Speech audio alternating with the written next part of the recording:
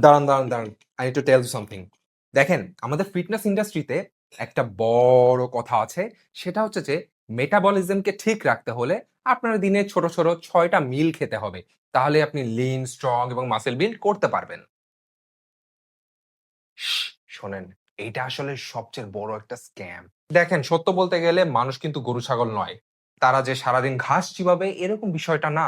আপনি যতবারই একটি মিল বা খাবার খাবেন, ততবারই আপনার ব্লাড সুগার লেভেল স্পাইক করে। মানে আপনার বডিতে ইনসুলিনটা স্পাইক করে। দেখেন, যতক্ষণ আপনার ইনসুলিন হাই থাকবে, ততক্ষণ আপনার বডি থেকে ১ গ্রামও ফ্যাট আপনি বার্ন করতে পারবেন না। এবং যারা ওয়েট লস করতে চান, তাদের জন্য কিন্তু এটা বড় একটা প্রবলেম। তাছাড়া আপনার যে ডাইজেস্টিভ ট্র্যাক্ট, সেটাও কখনো রেস্ট পায় না। সো আপনার বডি সারাক্ষণ ডাইজেস্ট করতে ব্যস্ত থাকে। সত্য বলতে আমাদের পূর্বপুরুষ এবং নবী রাসূলরা কিন্তু সারাদিন খেতেন না।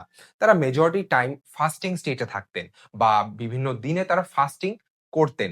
এবং মডার্ন সায়েন্স এখন বিভিন্ন টার্মস নিয়ে আসছে, যেমন intermediate fasting, limiting your calorie. যখন আপনি ফাস্টিং স্টেটে থাকবেন বা রোজা রাখবেন, তখন আপনার বডি অটোফেজি স্টেটে চলে যায়। এটার মানে হচ্ছে আপনার বডি তখন হিলিং মেকানিজম অন করে দেয়। এর ফলে আপনার বডি নিজেকে নিজে সুস্থ করার প্রসেস স্টার্ট করে দেয়। আপনার বডি টক্সিন বের করে দেয়, ড্যামেজ এবং উইক কোষ যেগুলা, সেগুলাকে মেরে ফেলে এবং এগুলাকে বডি থেকে বের করে দেয়। তাই এই কারণে আমাদের পূর্বপুরুষের মধ্যে টিউমারও ছিল না, ক্যান্সারও ছিল না। কারণ এগুলো হওয়ার আগেই আমাদের বডি পরিষ্কার করে দিত। তাই এখন থেকে দিনে ৫-৬ বার স্ন্যাকিং করা বন্ধ করুন।